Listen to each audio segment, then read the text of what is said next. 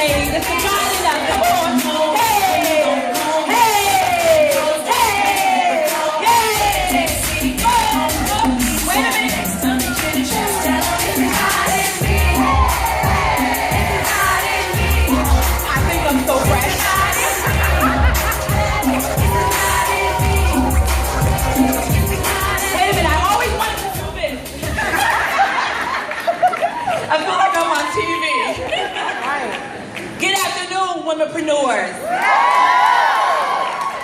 Let me do that again. Good afternoon, womenpreneurs. Yes, that's what I want to hear. Sequoia, I love that introduction. Yes. You know, I used to say when people introduce me, they talking about me? Now I just pop my collar and I just strut across the stage. I embrace who I am today. That's right. So I am Shantana, phenomenally made Hazel. If no one tells me I'm phenomenal, I tell myself. Before I get into my story, let me just tell you women this one thing that I had to do this morning. I woke up, I couldn't move. Can you tell that as I walked through the stage? My legs would not move. I was like, wait a minute. Lily and Tara's gonna kill me because I'm gonna be late. But I said that to say, I felt the God in me. Woke me up this morning, put me on my way, as my grandmother would say, little old church saying. But Sister Girl Foundation. I started this foundation in 2009. But a little history of me before 2009 and Sister Girl became, I was just Shantana May. I got married, I had a family, I became Shantana Hazel. And somewhere, I lost who Shantana May was. That's my maiden name. I lost me. I lost me because from the age of 11, I've battled a disease called endometriosis. For anyone who does not know what that is, we're women. We all have our monthlies, our periods, girlfriends, Mother Nature, whatever it is you want to call it for that moment, we all have it.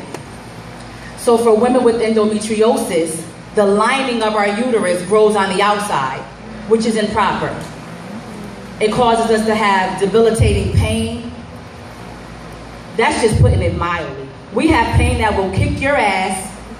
You can't pick yourself up the next day, even in that moment. That's how bad the pain is with this disease. It forms these things called endometrial implants. And as we flush out every month, women with endometriosis, we do the same, but we have toxins that regurgitate back in our bodies. And these implants will attack any organ within your abdominal cavity, your ovaries, your fallopian tubes, your uterus, your pelvic area, just anything within here, your bowels, your intestines. So what happens is it causes pain, and it's just like Laffy Taffy. It pulls all of your organs together. So imagine your uterus is attached, but underneath one of your ovaries. This is what it's like to have endometriosis. It's daily pain.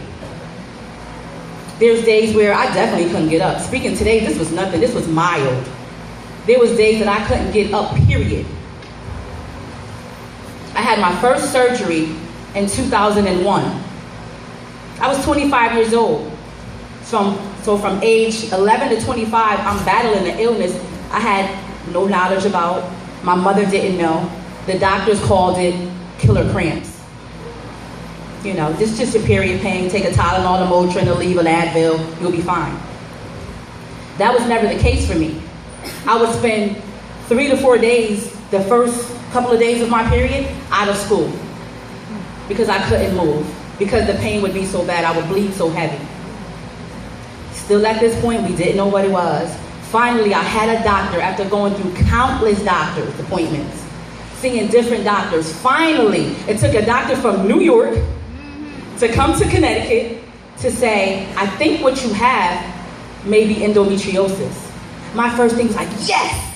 Finally, I'm all excited. I'm thinking, okay, I got something, give me a pill, and I'm good. That wasn't it. When I remember waking up May 18, 2001, waking up to hearing all of my organs was fused together. A surgery that maybe should have taken an hour took 7 hours.